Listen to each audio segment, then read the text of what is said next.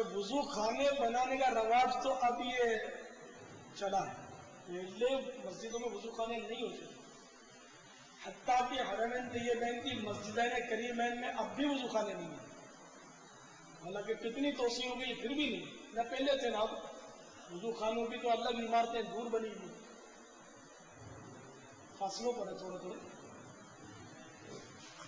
تو جہاں نمازوں کے مخصوص فضائل میں نے پڑھے ہیں، تو عام طور پہ ان میں یہ فضائل بھی میں نے پڑھے جو غور بھی کیا ہے۔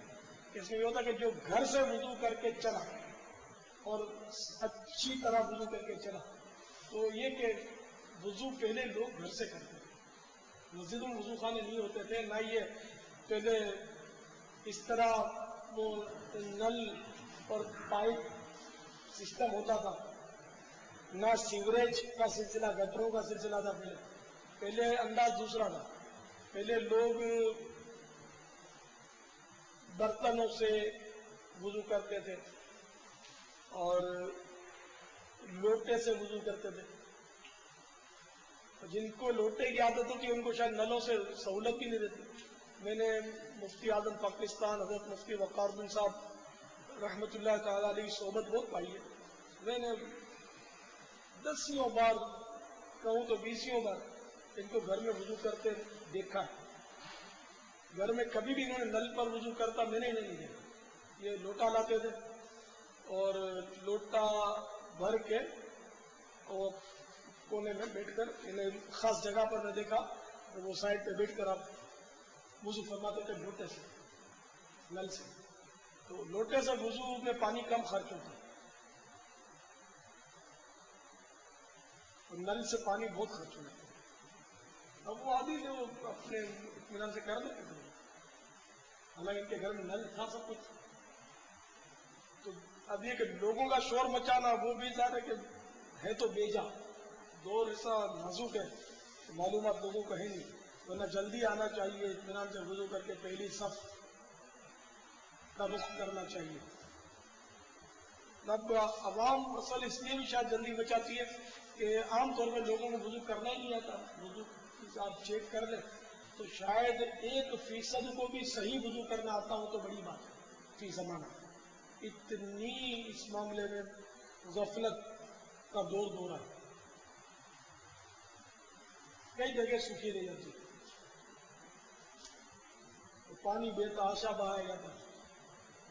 تو انشاءاللہ عز و جل دعوت اسلامی کے مدنی ماحول سے جو جو مسلمان وابستہ ہوتے جائیں گے، مدنی قافلوں کے مسافر بنتے جائیں گے، تو انشاءاللہ عز و جل وضو میں، نمازوں میں اور دیگر عبادتوں میں جو اغلاط ہیں، جو کوتاہیاں ہیں، وہ بھی انشاءاللہ دور ہوتی چلی جائیں گی۔ یا جہاں بھی اچھی صحبتیں ملیں گی، علماء کی صحبتیں ملیں گی، تو انشاءاللہ یہ غلطیاں جو دور ہوں گی انشاءاللہ عز و جل۔ پیارے باپا جان، آپ نے وضو کا طریقہ بتانے کے دوران ایک لفظ مستحب کا بھی استعمال فرمایا ہے۔ فرض، واجب، سنت وغیرہ تو سنا ہے، اس لفظ مستحب سے کیا مراد ہوتا ہے اور اس کی کیا برکتیں ہیں؟ برائے کرم یہ بھی ارشاد فرما دیجیے۔ مستحب ایک بہت وسیع معنی میں ہوتا ہے، اور لاکھوں لاکھ مستحبات ہوتے ہیں، اور مستحب امر جو ہوتا ہے نا، یہ اگر آدمی بجا لائے تو ثواب کا حقدار بنتا ہے، اور اگر اس کو جان بوجھ کر بھی چھوڑ دے تو بالکل بھی گناہگار نہیں، اس پر کسی قسم کی کراہت بھی نہیں۔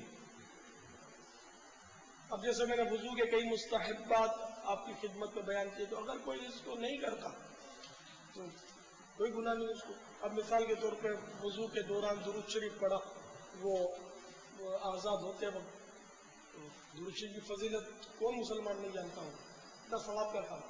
تو اگر وہ وضو میں نہیں پڑھا تو گناہ گار نہیں ہے، تو ایک ثواب اس کو نہیں ملے گا، کراہت بھی نہیں ہے، کوئی جاتی اس کے وضو میں خرابی بھی ہم نہیں کہیں گے، ثواب سے وہ ثواب اس کو نہیں ملے گا۔ واللہ تعالی اعلم ورسولہ اعلم عز وجل، وصلی اللہ تعالی علیہ وآلہ وسلم۔ صلوا علی الحبیب. ابھی جو آپ نے وضو کا طریقہ ارشاد فرمایا، یہ بھی بتائیے کہ کیا اسلامی بہنوں کے وضو کا طریقہ اس سے علیحدہ ہے؟ جی نہیں، اسلامی بہنوں کا بھی تقریباً یہی طریقہ ہے. اب اسلامی بھائیوں کے لیے جیسے مسواک کرنا سنت مصطفیٰ ہے صلی اللہ تعالی علیہ وآلہ وسلم، تو اسلامی بہنوں کے لیے مسواک کرنا سنت عائشہ صدیقہ رضی اللہ تعالی. باقی تقریباً وہی مسائل ہے وضو میں. واللہ تعالی اعلم ورسولہ اعلم عز وجل وصلی اللہ تعالی علیہ وآلہ وسلم. صلوا علی الحبیب صلی اللہ تعالی علی محمد. پاپا یہ ارشاد فرمائیے کہ عموماً اسلامی بہنیں ناک میں کوئی زیور پہنتی ہیں، وہ چہرہ دھوتے وقت وضو کے وقت اس کے لیے کچھ احتیاط کرنی چاہیے اسلامی بہنوں کو؟ جی ہاں، چوڑیاں ہیں تو چوڑیوں کو ہلا کر، انگوٹھیوں کو ہلا کر ان کے نیچے پانی بہانا ہے. اگر پانی نہیں بہتا ان کے نیچے تب تو ہلانا فرض ہے اس کو، ہٹا کر پانی بہائے اس کے نیچے. اور اگر پانی بہ جاتا ہے تو اب مستحب ہے کہ ان کو ہلا کر پانی، انہیں ان کو ہلائے اور پانی بہ جائے. ٹھیک ہے. اس طرح ناک میں اگر وہ کچھ پہنا ہوا ہے، کان میں پہنا ہوا ہے، غسل میں کان دھونا فرض ہے، وضو میں دھونا فرض نہیں کان. تو اب کان میں یا ناک میں کچھ پہنا ہوا ہے تو سوراخ اس کو بھی نکال دیں. اگر پانی اس کے نیچے نہیں بہتا اس کو نکال دیں اور پانی بہائے. کان اور ناک کے سوراخ میں جو آر پار سوراخ کیا جاتا ہے یہ زیور پہننے کے لیے، اس میں بھی وضو میں پانی پہنچا ہے. البتہ غسل میں ان میں پانی پہنچانا فرض ہوگا. اور کان میں پہنچانے کی وضو میں ضرورت ہی نہیں ہے، وضو میں کان دھونا ہی نہیں ہے. غسل میں البتہ اس سوراخ میں پانی پہنچانا فرض ہے. جبکہ سوراخ کھل سکتا ہے، اس سوراخ بالکل بند ہو گیا اور گوشت اگ گیا ہے تو پانی نہیں جاتا تو کوئی حرج نہیں. یہ نہیں کہ اس میں زبردستی سوئی گھونپ کر وہ زخمی کر کے کوئی پانی ڈالے. واللہ تعالی اعلم ورسولہ اعلم عز وجل صلی اللہ تعالی علیہ وآلہ وسلم. صلوا علی الحبیب. اسلامی بھائیوں کو وضو خانوں پر امامہ باندھتے وقت کیا احتیاط کرنی چاہیے؟ وضو خانے پر یہ پانی بکھرا ہوا ہے، اس میں امامہ لگپت نہ ہو پاچھے، اس لیے وہ میں نے امامے کو اپنے ہاتھ سے سمیٹ کیا. جیسے میری عادت ہے سمیٹ کر، ورنہ دیکھو امام ادھر ادھر پاؤں میں آتا ہے. عجیب یہ ایک بار دیکھنے کے کرنا نہیں ہوگا کہ عادت بنا ہر کام سیکھنے سے. الٹی طرف سے شروع کر کے سیدھی طرف ہی پیچ لے جاتے ہیں. الٹی سے لاتا ہوں سیدھی طرف لے جاتا ہوں اس سے.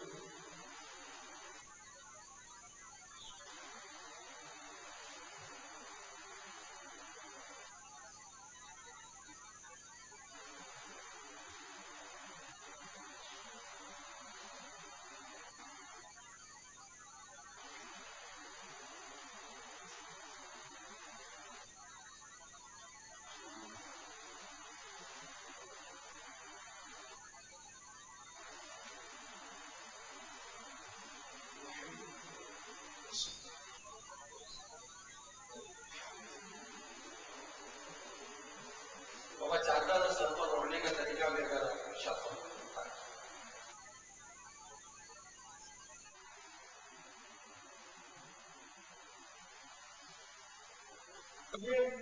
اب اس کی کوئی باقاعدہ سنت تو پڑھی نہیں ہے، چادر کس طرح ہوئی جائے، سر سے ہونا سنت ہے. تو یہ کہ جیسے امامے کا پیٹ الٹی سے سیدھی طرف لے جاتا ہے تو اس کو بھی الٹے ہاتھ سے سیدھی طرف لے جاتا ہے. اور یہ سنت کا اس میں کوئی پڑھا نہیں.